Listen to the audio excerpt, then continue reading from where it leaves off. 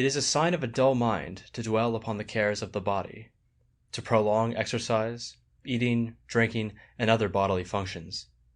These things are to be done by the way. All your attention must be given to the mind. Chapter 42. When a man speaks evil or does evil to you, remember that he does or says it because he thinks it is fitting for him. It is not possible for him to follow what seems good to you, but only what seems good to him, so that, if his opinion is wrong, he suffers, in that he is the victim of deception. In the same way, if a composite judgment which is true is thought to be false, it is not the judgment that suffers, but the man who is deluded about it. If you act on this principle, you will be gentle to him who reviles you, saying to yourself on each occasion, "He thought it right." Chapter 43.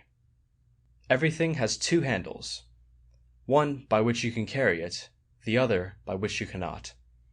If your brother wrongs you, do not take it by that handle, the handle of his wrong, for you cannot carry it by that, but rather by the other handle, that he is a brother, brought up with you, and then you will take it by the handle that you can carry by. Chapter 44.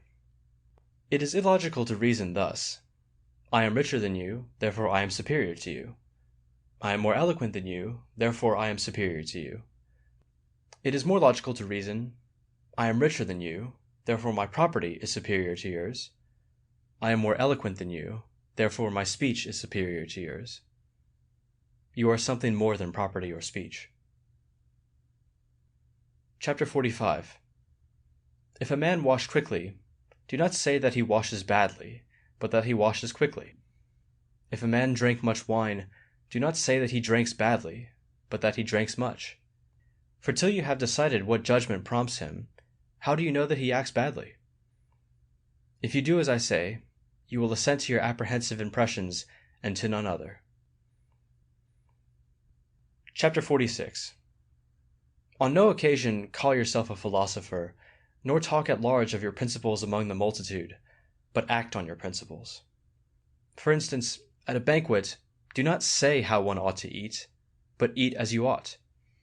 Remember that Socrates had so completely got rid of the thought of display that when men came and wanted an introduction to philosophers, he took them to be introduced. So patient of neglect was he.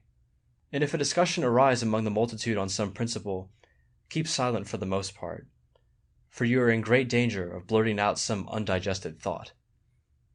And when someone says to you, "You know nothing," and you do not let it provoke you, then know that you are really on the right road. For sheep do not bring grass to their shepherds and show them how much they have eaten, but they digest their fodder, and then produce it in the form of wool and milk. Do the same yourself. Instead of displaying your principles to the multitude, show them the results of the principles you have digested. Chapter 47. When you have adopted the simple life, do not pride yourself upon it, and if you are a water drinker, do not say on every occasion, "I am a water drinker."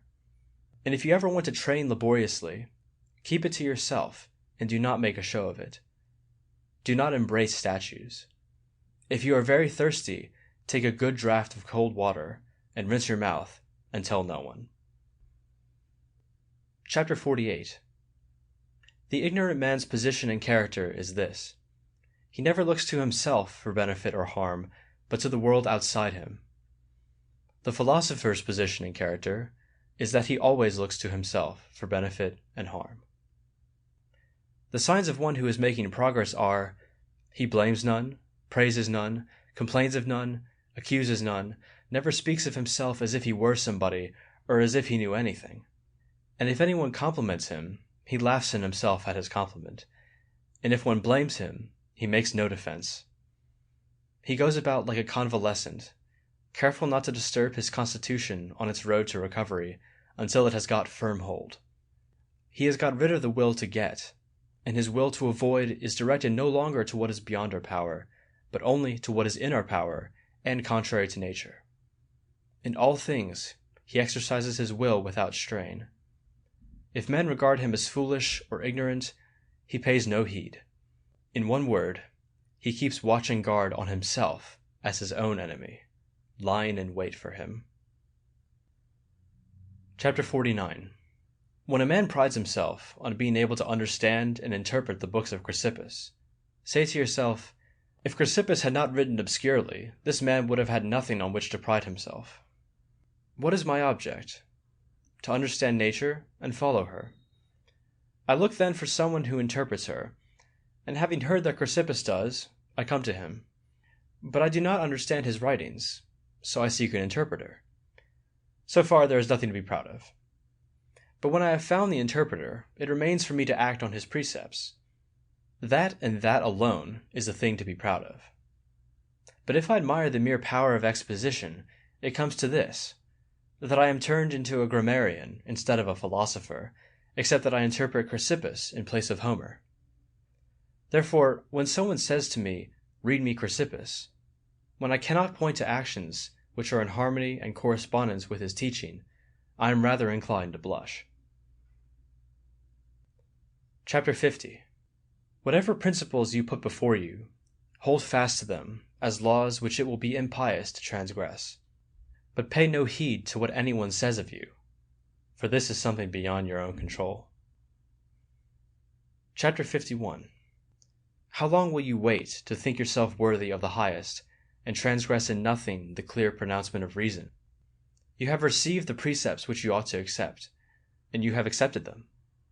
Why then do you still wait for a master, that you may delay the amendment of yourself till he comes? You are a youth no longer. You are now a full-grown man. If now you are careless and indolent and are always putting off, fixing one day after another as the limit when you mean to begin attending to yourself, then, living or dying, you will make no progress, but will continue unawares in ignorance. Therefore, make up your mind before it is too late to live as one who is mature and proficient, and let all that seems best to you be a law that you cannot transgress. And if you encounter anything troublesome, or pleasant, or glorious, or inglorious, remember that the hour of struggle is come, the Olympic contest is here, and you may put off no longer, and that one day and one action determines whether the progress you have achieved is lost or maintained. This was how Socrates attained perfection, paying heed to nothing but reason in all that he encountered. And if you are not yet Socrates, yet ought you to live as one who would wish to be a Socrates. Chapter 52. The first and most necessary department of philosophy deals with the application of principles. For instance, not to lie. The second deals with demonstrations. For instance, how comes it that one ought not to lie? The third is concerned with establishing and analyzing these processes. For instance, how comes it that this is a demonstration? What is demonstration? What is consequence? What is contradiction? What is true? What is false? It follows then that the third department is necessary because of the second, and the second because of the first. The first is the most necessary part, and that in which we must rest. But we reverse the order. We occupy ourselves with the third, and make that our whole concern, and the first we completely neglect. Wherefore we lie, but are ready enough with the demonstration that lying is wrong. Chapter 53. On every occasion we must have these thoughts at hand. Lead me, O Zeus, and lead me, Destiny, whither ordained it is by your decree. I'll follow, doubting not, or if with will, recreant I falter, I shall follow still. Cleanthes. Who rightly with necessity complies, in things divine we count him skilled and wise. Euripides, fragment 965. Well, Crito, if this be the God's will, so be it. Plato, Crito, 43d. Anytus and Meletus have power to put me to death, but not to harm me. Plato, Apology, 30c.